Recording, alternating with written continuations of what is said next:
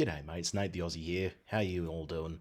So I'm putting this video up as request by some people. Some people wanted to have a look at my interpretation of Itto Ryodan and basically why I interpret it that way. So the basis that I'm working off with this is primarily first and foremost an interpretation that works with two different translations from qualified translators of classical Japanese text. These are Hiroaki Sato and William Scott Wilson. Now, their translations focus on quite different things in their texts. However, they're both qualified. So, sort of the way I'm thinking of this and way I'm approaching this is a combination of having a multi-layered interpretation that can work with multiple different situations depending on what the opponent does, yet still use the text in a way that is faithful to the translations, but can also work in various situations as they can come up in sparring, using a combination of both translations. So basically that's the approach that I'm taking with this. So hopefully this makes sense and hopefully you find this interesting. And also, please, if there's any questions that you have about the interpretation or any thoughts you wanted to share, any genuine thoughts, please feel free to share them in the comments below. Just a word of disclaimer, this video that I filmed was after an hour of ground grappling training, and the drills for that training were still continuing, hence the voices in the background. So I do apologize for that. So I will try my best to put captions here and there and explain through narration when it's needed.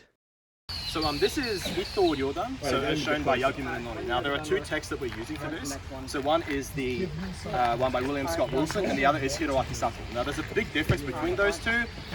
The audio got really loud here. I'm just saying that the links to the different translations in my last video are in the description.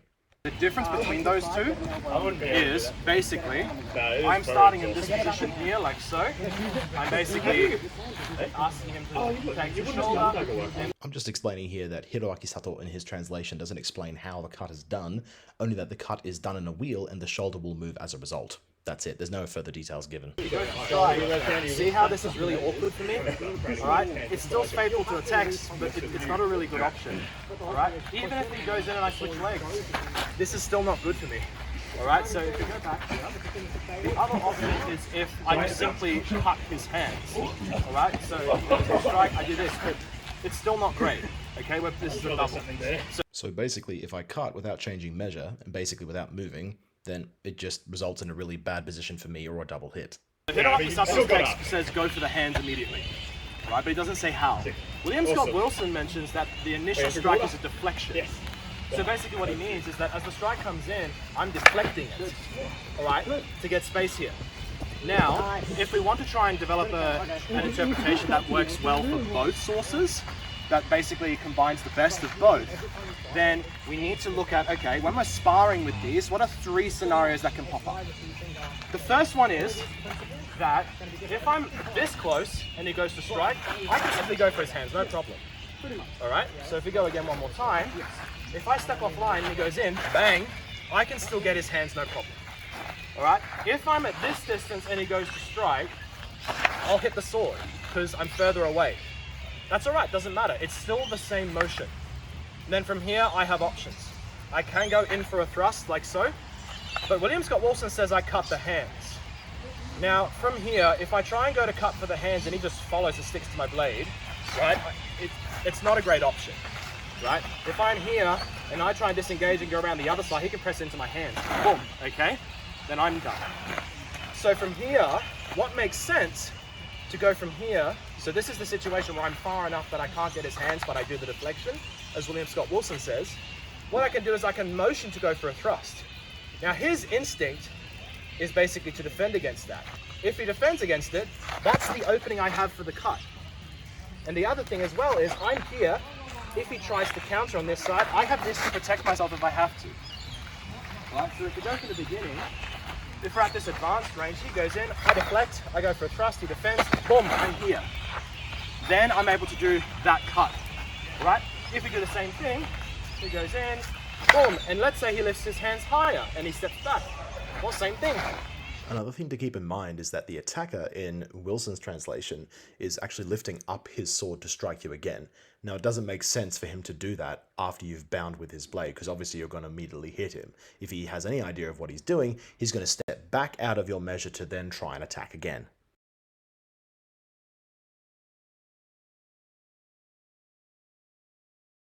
all right? I can do it this way. I can do it this way. Doesn't really matter, all right? So those are the two options. So one is where I'm close enough, he goes in here, I just hit the hands, like so, in which case that's fine. The other option is he goes in, I get the sword, he tries to deflect it and bring his hands up, I come in, boom, and then I'm here. All right, so I'm following that space.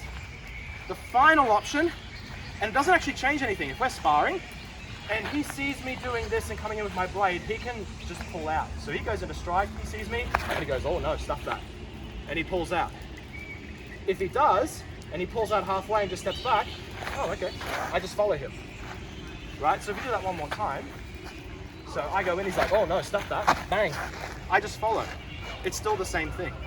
So this is what I mean when I say there needs to be 3 different layers of interpretation, depending on what, or at least 3, depending on what the opponent will do, okay? Because in reality, sure, the text might say, he goes in, strike the hand, boom, done and dusted, okay? But you're not always gonna have that spacing.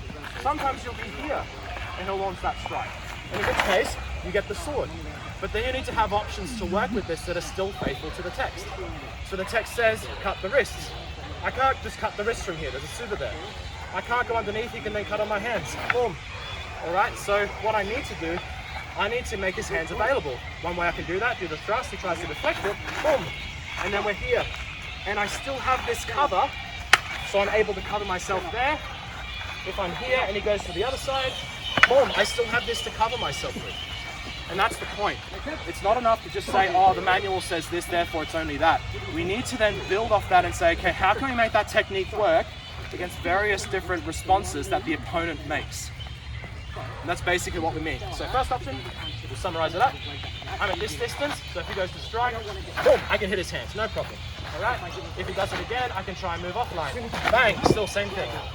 All right, next option, I'm a bit further away. He goes in, I deflect it, he protects himself and thrust, boom. He tries to strike, bang, I can cover myself. Right, final option, he goes to strike and then shies out of it, boom, steps back, bang, and then we're here. Right, obviously you don't just walk past them without any guard. Cheers heaps, mates, for watching the video. Hopefully you found my interpretation interesting and informing.